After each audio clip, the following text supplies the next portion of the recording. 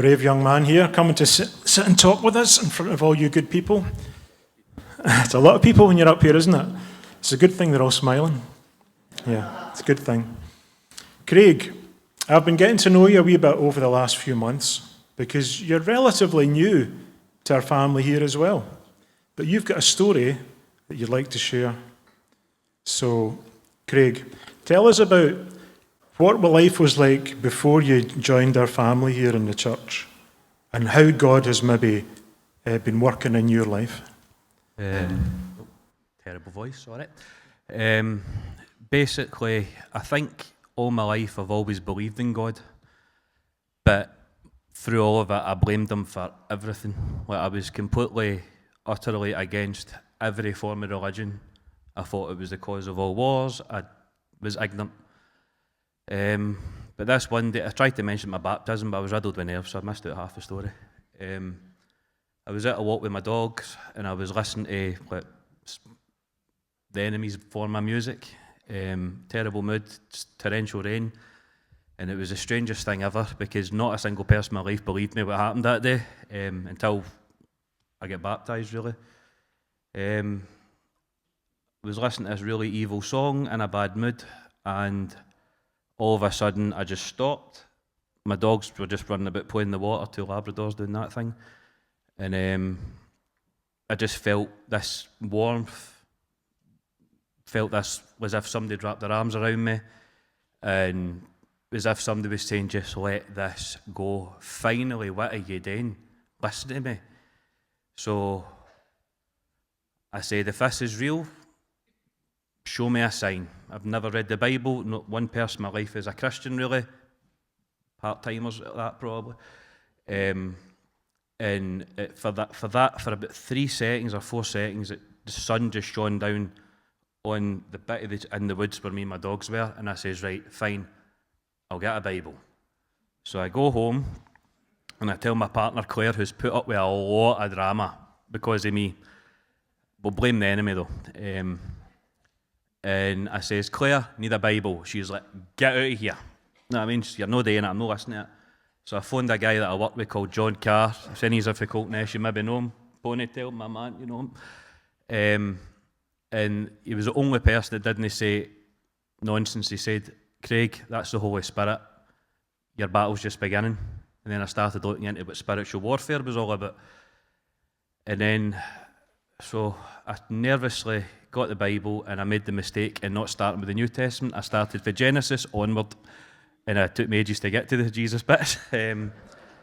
So by the time I get by law and all that stuff, but there was the bit that first captured me was Isaiah 6, where it's like, the first time I read the Bible, I made the mistake and rushed through it, thinking, I need to read. But I didn't realise that one sentence could tell a full story. Like with Isaiah 6:8, they send me, but it's like, I couldn't picture this man, if say God's up here, and he's got the seraphim there, and this man is looking at God, and he doesn't even know what God's needing that we send him for, but he says, here am I, Lord, send me. And I went, didn't even hesitate. And then he asked, but for how long, Lord? I'm like, well, you've done it now, you've committed. So that was the bit that made me like, right. But then when I got to the end of Isaiah, I'm like, he's actually spoke about Jesus so many times through this, and I didn't even, so I was like, right, jump to the New Testament, now that's us. And then when you read the words of Jesus and things like that, I was like, this is real. Then I started to, like that guy that Lee Strobel did, I tried to disprove it. I thought, I'm losing my nut here. And the more I read it, the more it felt real, the more it felt true, the more I'm seeing changes in my life. I'm seeing my son praying, I'm seeing my partner being more happy round about me. I'm seeing people at work not getting as annoyed now. They've accepted this is the new me. And it's just an amazing thing. So if we've gone for being on the enemy's team to being all in for Jesus and God, and it's one of the best feelings on earth. And now I'm trying to be, like Paul says, and be bold and be confident. And when you see all these people around the world being persecuted, there's a bit that kind of helped me get through things. And I'm thinking, why is this happening? And it's 1 Corinthians 16, verse 13, 14. And Paul says, be on your guard, stand firm in the faith and be courageous, be strong in everything you do, and love. And I thought, that is how, this is the front line of a spiritual battle in here, because it ends with in love. There's nothing else that says that in the world but Jesus.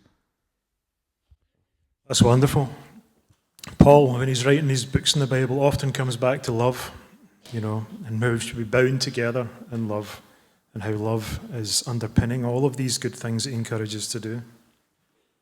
You've had quite a dramatic change, which is great, and we celebrate that.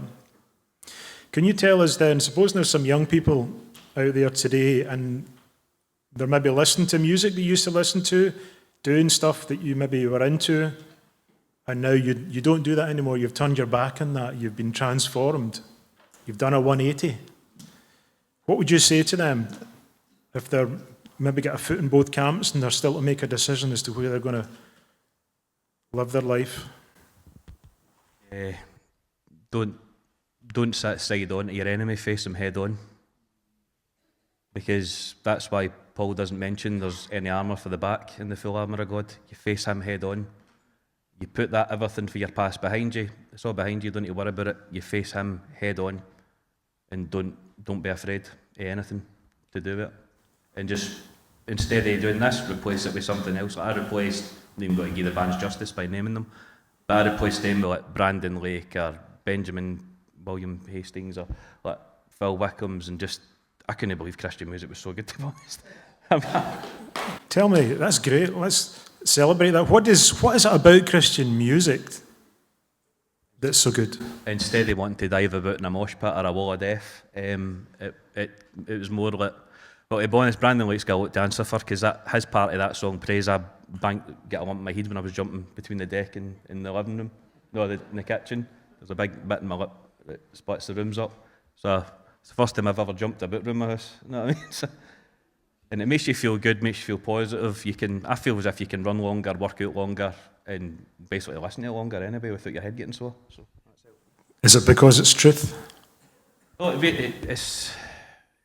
Yeah, and also, especially when there's songs and there's bits of scripture in it, like when you hear that song Praise and you realise the first part of that is the last part of the books of Psalms, you're like, that's genius. You know what I mean?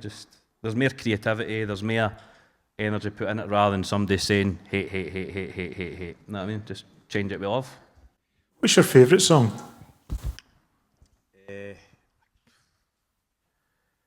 I've not read all of them yet, but the one that's been helping me recently, I cannot remember it, but it starts with, do not be envy of the wicked, don't envy the wicked, and then it mentions a part in it's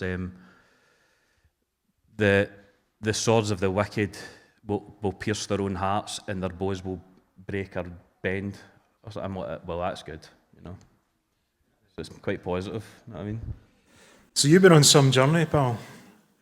I've got a verse for you, and I was reading this week and it jumped out at me and I thought, that's a verse for Craig. It's a verse for us too, and it's in Colossians 3 verse 9. It says, since you've taken off your old self with its practices, you've now put on the new self, which is being renewed in knowledge in the image of its creator. That's almost your story, isn't it? Taking off old practices and put on the new self, which is being renewed in knowledge in the image of its creator. Yeah. Colossians 3. Brilliant, man. Beautiful. One more bit. A bit of advice I've got is, like I mentioned earlier on, like if you're new to Christianity, believe me, it's real. If there's anybody in here that's on the fence and doesn't know, or just your first time here, he's knocking on the door and he's waiting for you.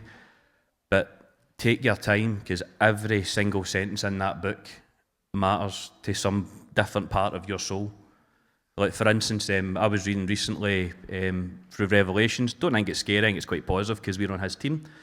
So there's a part, I think it's Revelation 1:17. So John has been on the island of Patmos. He's suffering all his life for this. Again, more evidence that it's true.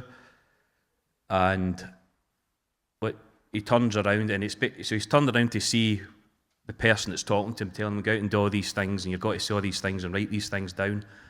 And it's the first time he's seen Jesus. And when you think about it, it's the first time he's seen Jesus for so long. He spent his full life committed to this man's cause who who was the Son of God and ascended to the Father. And he's waited all that time. And it says, when I saw him, I fell to the ground as though dead. Now, a part of me wondered if that was fear, but then also, like, oh, thank God he's there. He's there. He's there. And also maybe fear, because this is a man that's basically sacrificed his full life for this cause. And maybe he even thought he's not done enough. So that's why, again, I say this is the front line of your faith right in this room, because our souls are in a battle with the enemy and he's not got to win. It's already written. So the first thing Jesus says to him is, do not be afraid. And it's the last time I think that's mentioned in the Bible. So that's the message I want to end this with. Craig, I want to thank you for sharing today. As I said at the beginning, every testimony is unique, but each one points to the same faithful God. Craig, thank you so much for joining us today.